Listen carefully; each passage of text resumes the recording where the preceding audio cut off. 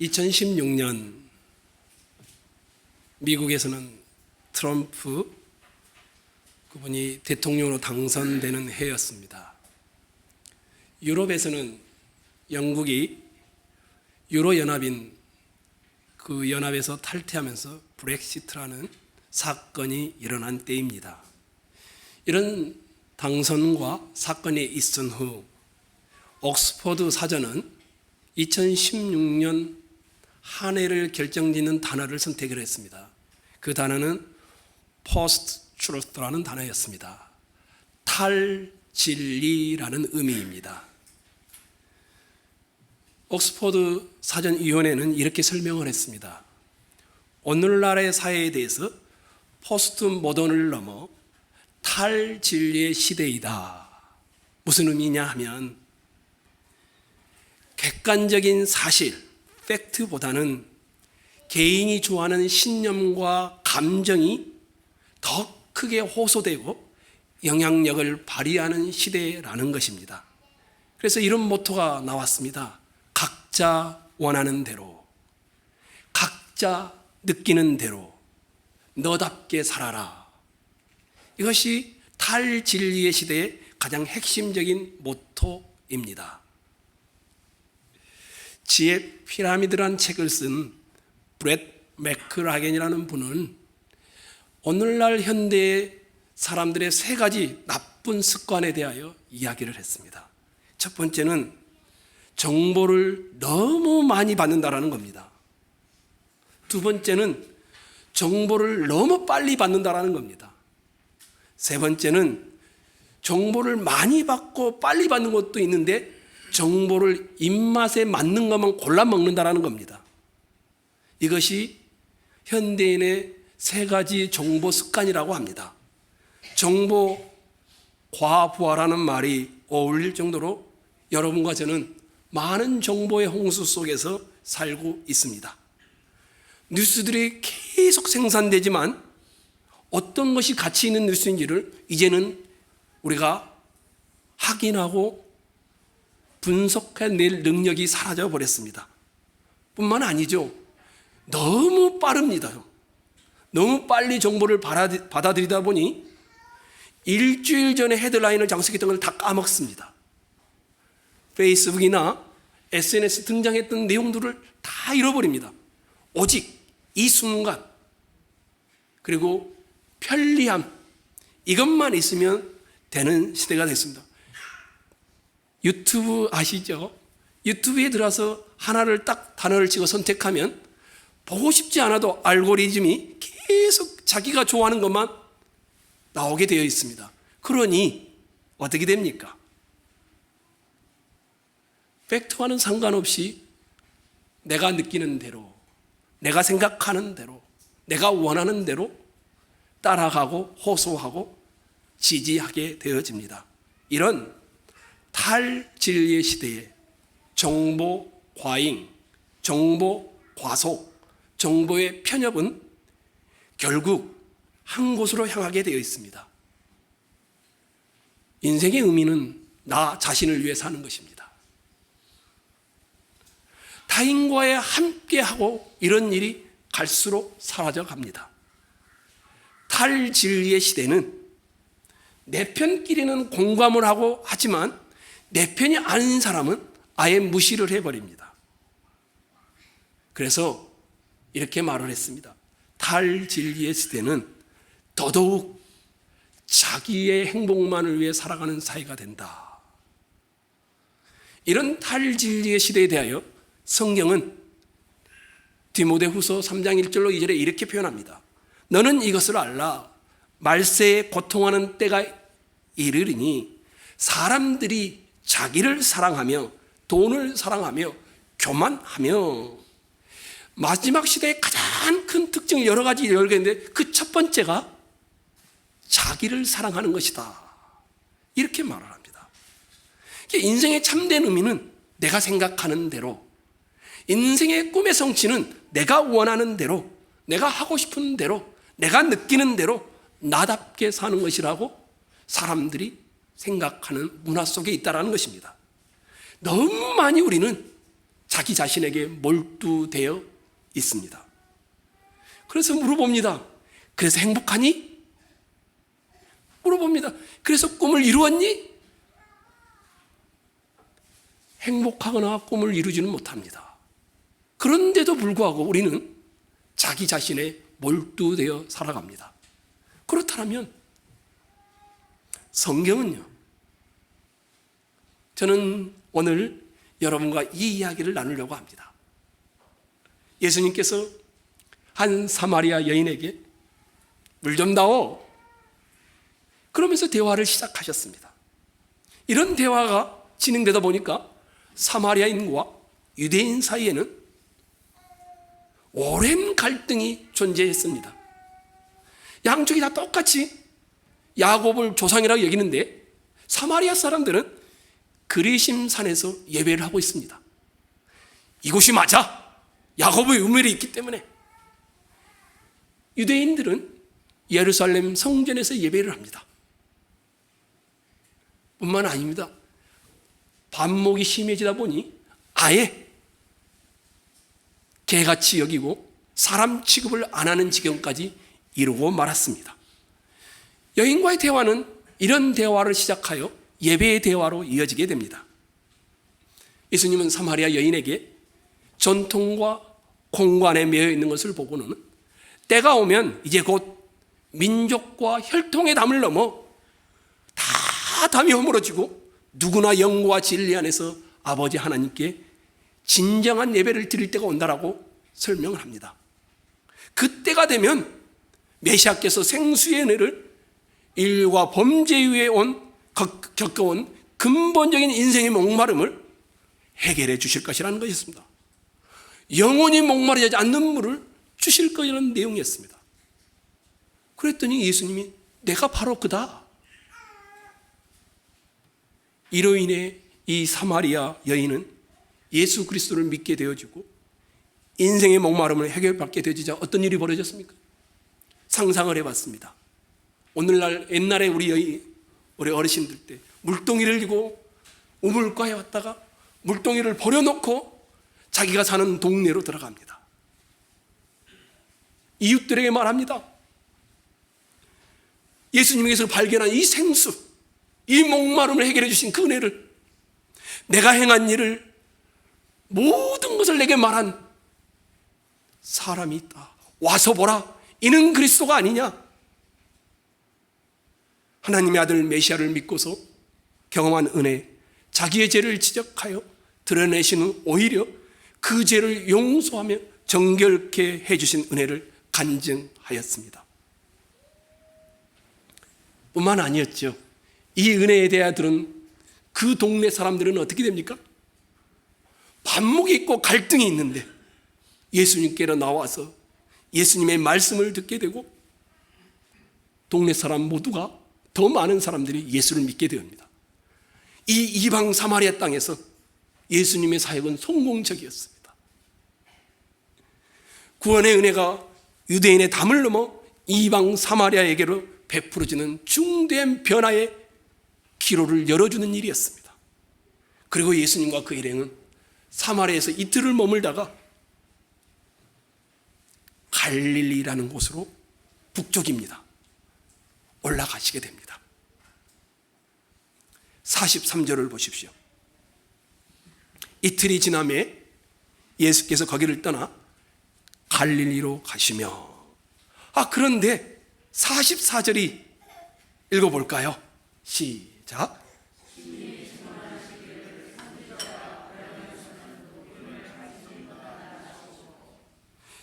갈릴리로 올라가시면서 예수님이 이렇게 말해요. 고향이고 자기가 살았던 곳인데 도착하게 되면 그곳에서는 환영을 받지 못할 것이다. 그리고는 그 당시의 속담처럼 또 구약 성경에 인용을 해서 말을 하는 겁니다. 선지자가 고향에서는 높임을 받지 못한단다.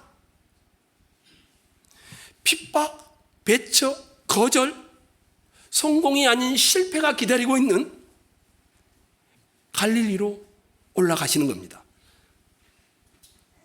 사마리아 여자를 한번 상상해 보세요. 처음에 냉랭했었습니다. 너희는 알지 못한 것을 예배한다. 진리에서 모려진 사마리아 사람들 예수님이 말했었죠. 그런데 이 사마리아 여자는 예수님을 영접하고 큰 기쁨으로 충만하여 동네에 가서 와보라, 내가 그리스도를 만났다, 이렇게 말합니다. 반면에 정작 고향이고 교회 안에 있는, 이스라엘 안에 있는 갈릴리 사람들은 구원은 유대인에서 남이라 예수님이 그렇게 칭찬했던 그 사람들은 예수님을 환영하지 않고 배척할 것을 보여줍니다.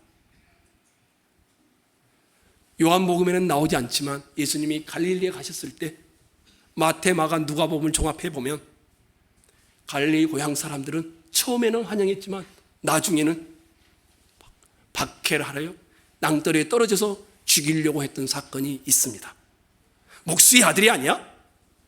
우리가 그 어머니와 그 형제와 그 자매를 다 아는데 어찌 이 사람이 그리스도란 말이야? 예수님은 이런 것이 일어날 것을 예견하시면서 갈릴리를 향해 올라가고 있는 것이었습니다. 참 이상하지 않습니까? 일반적으로 사람들은 자기를 좋아하지 않는 장소나 자기를 좋아하지 않는 사람일 경우는 일부러 찾아가지는 않습니다. 그런데 예수님은 이상합니다. 갈릴리로 가시는 이유가 먹을 것 때문에 가는 것이 아닙니다. 입을 걷고 집을 구하기 위해서 가는 것도 아닙니다. 자기에게 필요한 것이 있어서 가는 것도 아닙니다. 예수님은 자기를 박해하고 핍박하고 거절할 것을 아시면서도 그 길을 갑니다. 45절 보십시오. 읽을까요? 시작.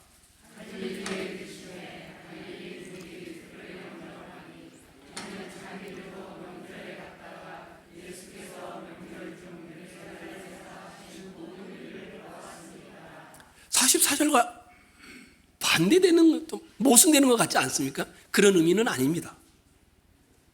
고향 사람들이 처음에 예수님이 오니까 환영했습니다. 받아들였습니다. 그런데 나중에는 배척했습니다. 그 고향 사람들이, 갈릴리 사람들이, 유대인들이 예수님을 환영한 이유에 대하여 그들이 명절에 예루살렘에 올라갔다가 예수님께서 행하시는 일들을 다 보았기 때문이라고 합니다. 그리고 48절 한번 봐보십시오. 예수님이 정확하게 이렇게 표현해놨습니다. 예수께서 이르시되 너희는 표적과 기사를 보지 못하면 도무지 믿지 아니한다. 이들이 예수님을 영접한 이유는 예수님이 생수의 은혜를 전해주시고 내 인생의 목마름을, 내 인생의 제약들 다 드러내어 해결해 주신 분이 때문이 아니라 명절에 올라가서 봤더니 기이하고 놀라운 표적과 기사를 행하는 것이었습니다. 이것을 본 사람들이 예수님을 영접한 것이었습니다. 겉모습은 환영했지만 예수님은 그들의 속에 있는 서글픈 영적 현실을 본 것이었습니다. 한 군데 더 찾아보겠습니다. 요한복음 2장 23절로 25절입니다. 이번에도 여러분이 성경을 보고 읽도록 하겠습니다. 자, 읽겠습니다. 6월절에 예수께서 시작.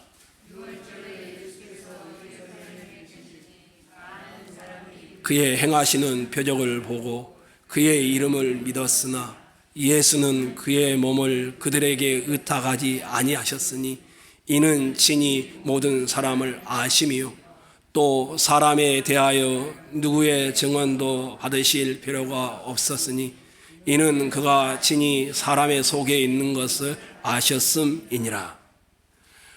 사람들이 예루살렘에서 예수님이 행하신 놀라운 일들을 보고 믿었다라고 합니다. 그런데 예수님은 저들 속에 있는 것을 아심으로 그 믿음의 실상을 알고 있기 때문에 그들에게 의존하거나 의탁하지 않았다고 합니다. 뿐만 아니라 요한복음 3장에 누가 나오죠? 니고데모가 나옵니다. 바리새인입니다. 상류층의 공회 의원입니다. 게다가 이스라엘의 율법의 선생입니다. 이 니고데모가 예수님께 나오는데 표적을 보고 선생님인 줄 알고는 있었는데 뭐라고 하냐면 거듭남에 대해서는 아무것도 모릅니다. 뿐만 아닙니다. 요한복음 6장에 가면 예수님께서 오병이어의 역사를 일으킵니다. 사람들이 와, 우리 인생의 배고픔을 해결해 주는 분이구나. 그리고는 환영하고 임금 삼으려고 합니다. 그때 예수님이 제자들과 함께 빨리 재촉해서 배를 타고는 건너가 버립니다. 도망가는 거죠. 근데 유대인들이 그 예수님을 임금 삼으려 했는데 사라져 버리니까 그 예수님을 쫓아서 건너옵니다. 요한복음 6장 26절 27절 건너온 그들을 향해 예수님 뭐라 한 줄 아십니까? 너희가 나를 찾는 것은 떡을 먹고 배부른 까닭이로다. 썩을 양식을 위하여 일하지 말고 영생하도록 있는 양식을 위하여 하라. 사마리아 한 이름 없는 여인이 경험한 은혜, 자기의 숨겨진 죄를 지적하여 드러내시고 용서하시고 거기에서 노임받게 하시는 그 인생의 목마름을 해결해 주신, 그 시원함을 얻게 하신 영적 생수의 은혜를 이 유대인들은 입지 못하고 있는 겁니다. 이방 사마리아 이름 없는 여인 가운데는 참된 믿음을 보았지만 본 나라 자손인 교회 안에 있는 사람들은 믿는다라고는 말하고 있는데 예수님이 그들의 믿음을 의심할 정도로 서글픈 영적 현실을 보여주고 있습니다. 이들이 예수님을 환영하고 있는 것은 피상적인 믿음, 피상적인 신앙의 모습입니다. 이미 말씀드렸던 대로 예수님께서 행하시는 표적과 기사를 많이 보고 많은 유대인들이 예수님을 믿었으나 예수님께서는 저들의 속에 있는 믿음을 아시고는, 실상을 아시고는 그들에게 의탁하지 않았습니다. 예수님이 행하시는 표적을 보고 니고데모는 예수님께 나왔지만 거듭남을 모르는 사람이었습니다. 지금 고향 사람들이 겉모양은 예수님을 환영하고 있었는데 그런 표면적 환영 그 밑을 보니까 그들의 믿음이 너무 피상적인 겁니다. 너무 추상적인 겁니다. 다시 한번 생각해 보십시오. 유대인들이 그렇게 멸시하는 이방 여인, 이름조차 나오지 않는 여인, 처음에 얼마나 냉대했습니까? 어찌 유대인으로서 사마리아 여자인 나에게 물을 달라고 합니까? 냉담하고 저기에 참 반응이었습니다. 그러나 예수님은 인내하시면서 끝까지 대화를 이어가신 끝에 생수의 은혜를 전하는 예수의 말씀을 결국 받아들였습니다.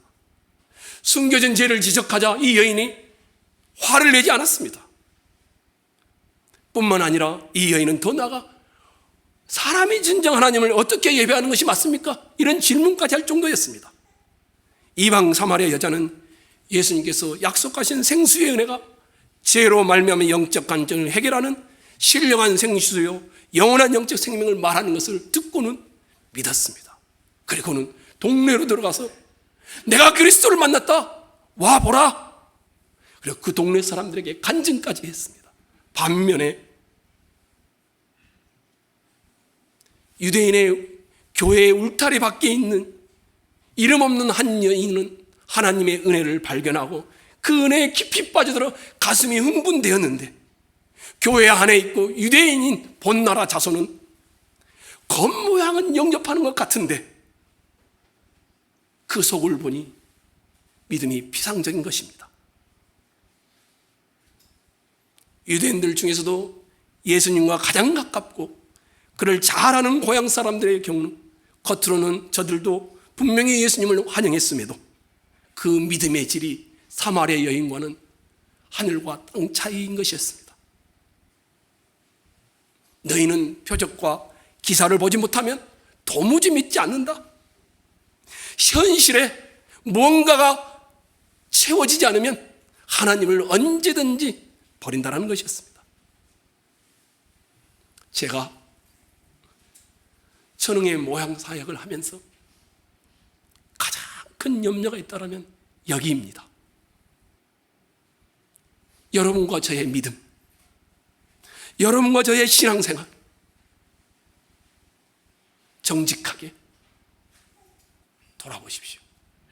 비상적이고 추상적이지 않습니까?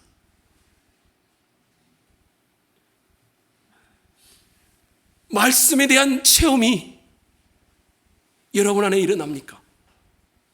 주님을 만남으로 변화되는 것에 대한 체험이 여러분 속에서 움트리고 있습니까?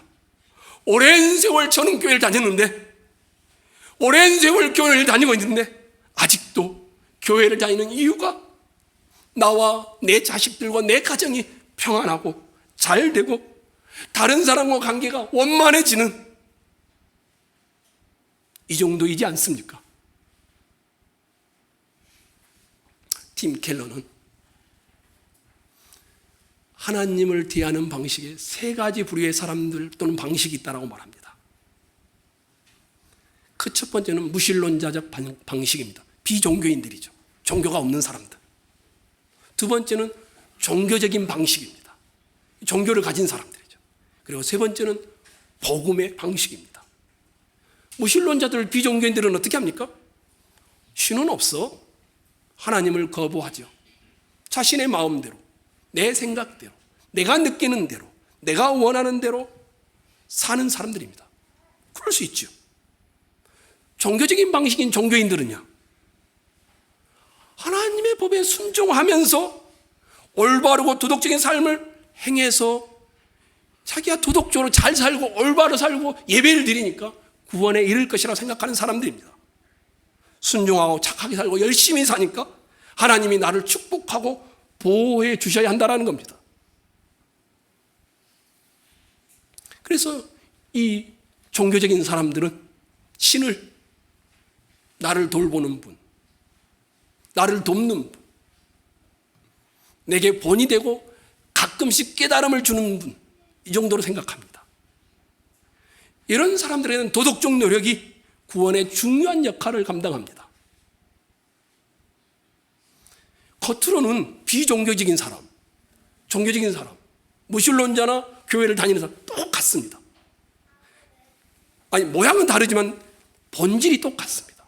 다 내가 원하는 대로, 내가 생각하는 대로, 내가 느끼는 대로 살아가는 것입니다.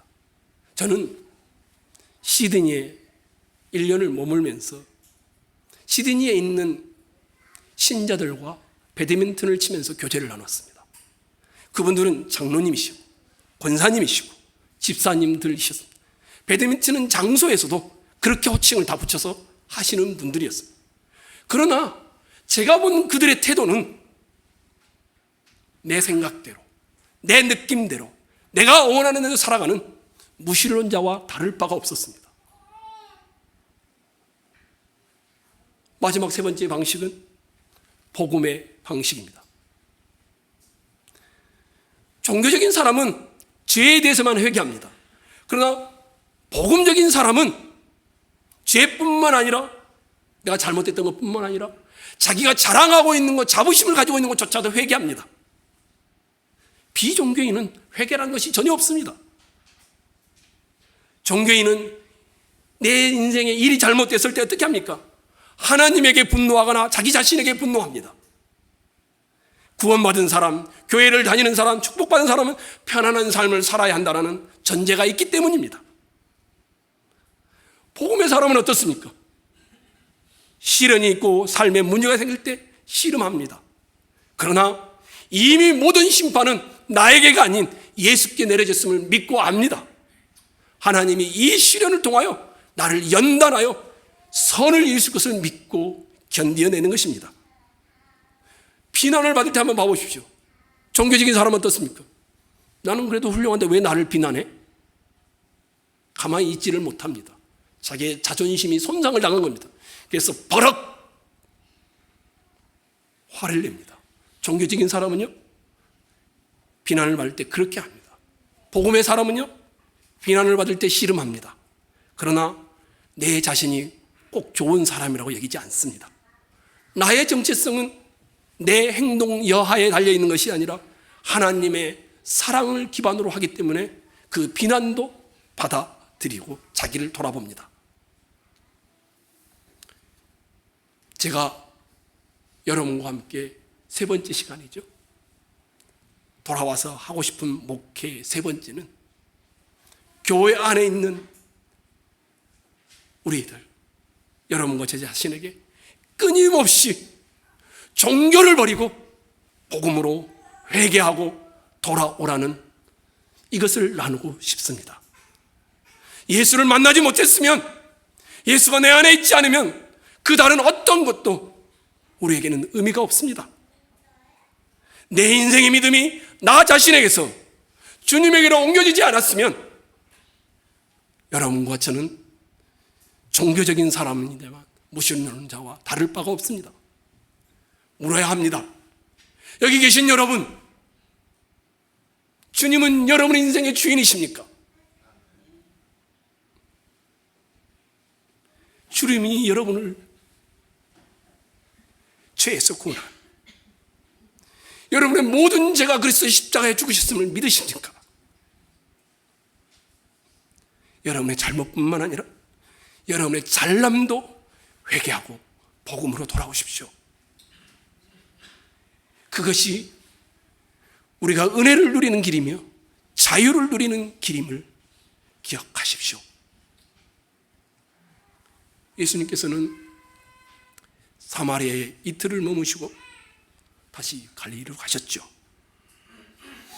자신의 고향에 가면 환영받지 못할 것을 미리 예견하시면서 가셨습니다.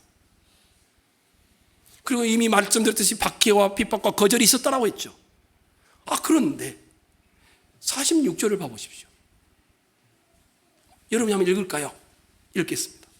시작.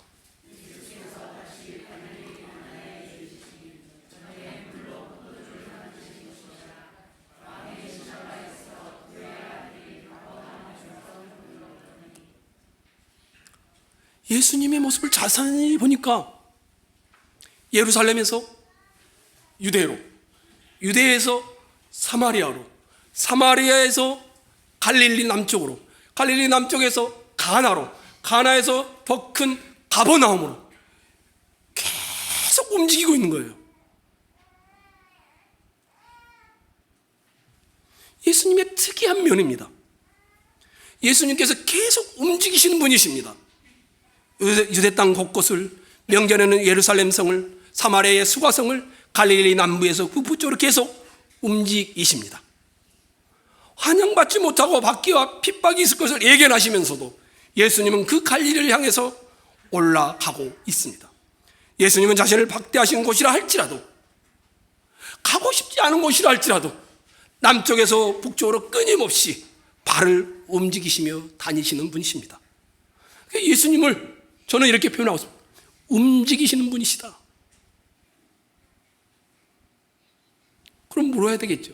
왜 예수님은 이렇게 가지 않아도 되는 길을, 성공이 아닌 실패가 기다리고 있는 길을, 가고 싶지 않은 길을 가시는 것일까요?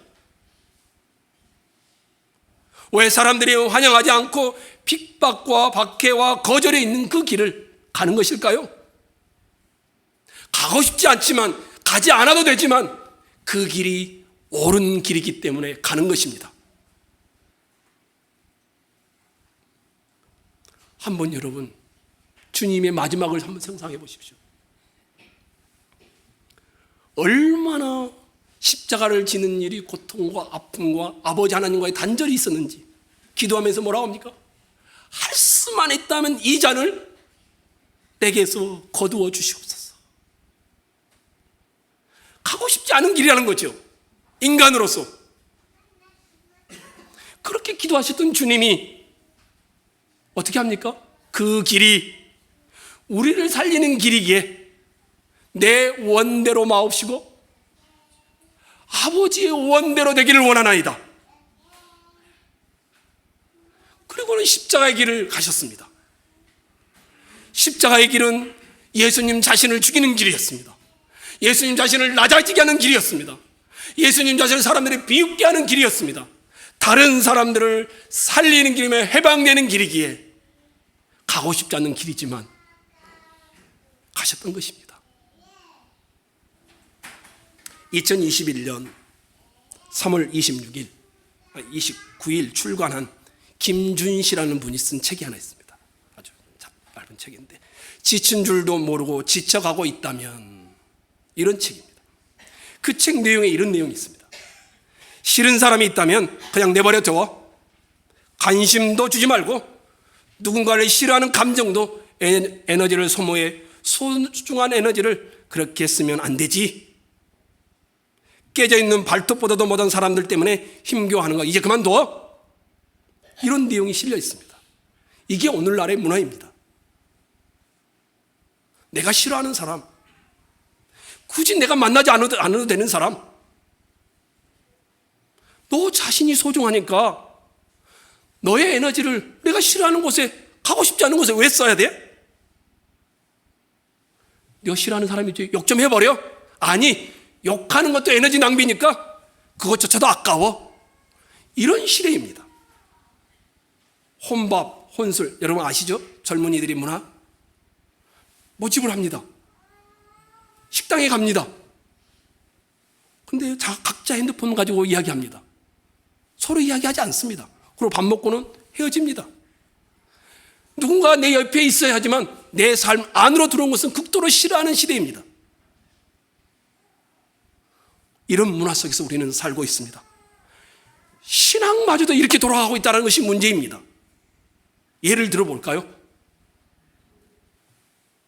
요나 선지자 예를 들어보겠습니다. 하나님이 요나 선지자를 불러서 어디로 가라고 합니까? 니느웨로 가라고 합니다. 가서 외치라고 합니다. 그 악독이 내 앞에 상달되었으니 심판이 임할 것이라고. 요나 선지자가 어떻게 합니까? 여호와의 얼굴을 피하여 다시스로 도망가 버립니다. 왜 요나가 도망갔을까요? 니느웨가 혹시나 회개할까 봐. 내가 정말 싫어하는 인간인데 그 인간들에게 가서 복음을 전해서 그들이 혹시나 회개할까 봐. 그들이 회개하면 안 되니까 안 가는 겁니다. 그래서 도망가 버린 겁니다.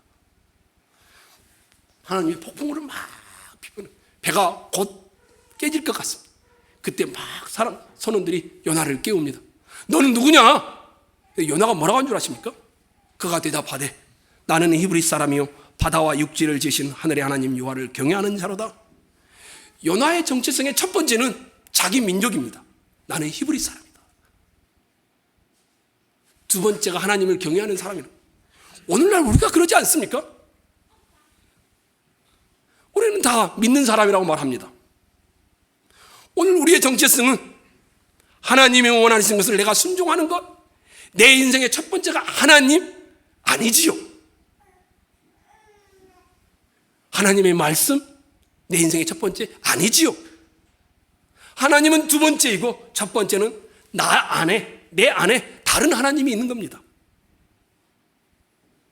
첫 번째 다른 하나님은 누굴까요? 자기 자신의 행복입니다. 자기의 성취입니다. 자기의 즐거움입니다. 자기의 편안함입니다. 내가 싫어하는 것은, 하고 싶지 않은 것은 하지 않는 겁니다. 내가 느낀 대로, 내가 원하는 대로, 내가 생각하는 대로 나 자신을 위해 사는 겁니다. 그래서 유대인들은 사마리아를 통과하면 3, 4일을 짧아지는데도 돌아서 갑니다. 저 싫은 놈이 있으니까, 저 싫은 민족이 있으니까 가지 않는 겁니다. 근데 예수님은 그 길을 가신 것이었습니다.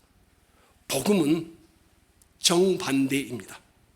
복음의 은혜는 가고 싶지 않은 길을 가게 합니다. 복음의 은혜는 누군가 미운 사람에게 다가가게 합니다. 그 은혜가 있을 때 우리는 그 누군가에게 자기를 내어주는 삶을 살게 합니다. 복음의 은혜를 가진 자는 이름 없는 사마리아 여인에게로 환영받지 못할 갈릴리 남부에서 북까지 갈 수 있게 합니다. 복음의 은혜를 가지고 거절하고 핍박하고 배척하는 갈릴리로 가고 계신 주님을 봐보십시오. 가고 싶지 않은 길이지만, 환영받지 못할 길이지만 그 길이 옳은 길이기 때문에, 영혼을 구원하는 길이기 때문에 십자가의 은혜가 가난한 갈릴리에서 변방의 갈릴리에서 시작돼야 하기 때문에 이사야 9장 1절로 2절의 말씀을 성취해야 하기에 예수님은 갈릴리로 가신 것이었습니다. 복음의 은혜는 가고 싶지 않아도 싫은 사람이 있어도 옳은 길이기에 걷게 하는 것입니다. 가고 싶지 않은 길이지만 십자가의 길이기에 가게 합니다.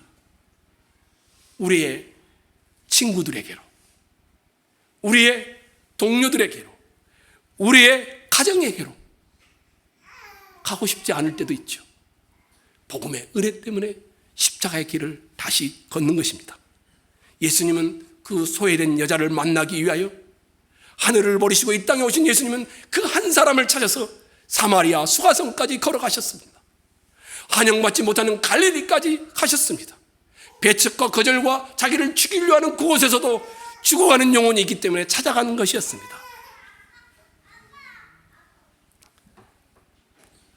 이것을 알고 있는 요한은 요한 1서에서 이것을 이렇게 요약을 해놨습니다.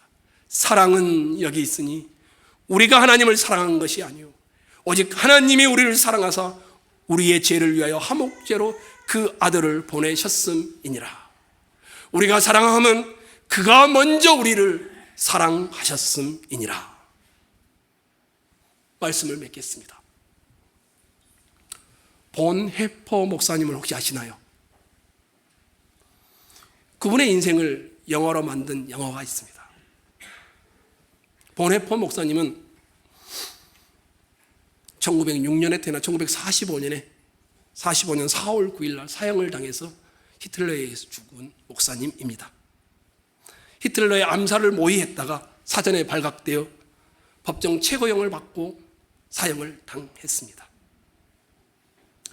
이분을 인생을 영화한 영화가 있는데 그 영화의 장면 중에 이런 장면이 나옵니다. 본헤퍼의 친구입니다. 미국인 친구인데 라이놀드 니버라는 유명한 신학자이기도 합니다. 이분이 본헤퍼를 초청합니다. 장기 체류할 수 있도록. 그랬던 그분이 본헤퍼가 왔다가 한 달 만에 돌아가려고 할 때 제자도라는 영어로 번역된 책을 건네주면서 이렇게 말합니다. 자네 정말 돌아갈 것인가? 나치가 자네를 감옥에 집어넣을 것을 자네도 잘 알지 않는가? 본헤퍼가 대답합니다. 아마 그러겠지. 하지만 내가 여기 남게 되면 내가 믿고 있는 모든 것에 대해 나는 거짓말한 꼴이 되고 만다네. 나중에 본헤퍼가 니버에게 보낸 편지를 보니까 왜 돌아가게 되었는지를 나와 있습니다. 민족이 당하는 이 고통의 때를 저는 독일의 성도들과 함께 있어야만 합니다. 힘든 시기에 피해 살다가 전쟁이 끝난 후에 조국을 위해 무언가를 하겠다고 뛰어들 자격은 없겠지요. 영화의 마지막 장면에 사이렌이 울립니다. 안내방송이 나옵니다. 죄수는 옷을 벗으라. 안내방송이 울리자 본헤퍼를 따라온 사형을 집행하는 집행관이 목사 떨고 계시는군요. 두렵소? 아니요, 춥소. 이젠 다 끝났소. 아니 끝났소. 본헤퍼의 말과 맨드레르 레드라는 집행관의 말이 서로 소통이 되지 않습니다. 본헤퍼는 이렇게 기도합니다. 아버지, 당신의 종들에게 세상이 줄 수 없는 평안을 주옵소서. 남아있는 친구들의 용기를 얻도록 기도하고는 사형을 당하고 죽습니다. 그리고 그 영화의 마지막 부분에 이런 말이 있습니다. 가고 싶지 않은 길, 십자가의 길. 가고 싶지 않지만 옳은 길, 바른 길이기에 가야 한다. 고난당하는 이들 가운데 하나님이 계심을 믿는다. 안전한 삶을 택하지 않고 편안한 삶을 택하지 않고 위태로운 조국과 조국의 형제들과 함께 있으면서 하나님과 함께 있는 길을 택했 본헤퍼. 여기 계신 여러분, 복음으로 여러분을 초청합니다. 그 복음을 가지고 가고 싶지 않은 그 길, 만나고 싶지 않은 그 사람, 여러분이 먼저 발걸음을 떼시고 손을 내밀어 사마리아 여인처럼, 예수님처럼 은혜를 나누시기를 축원합니다.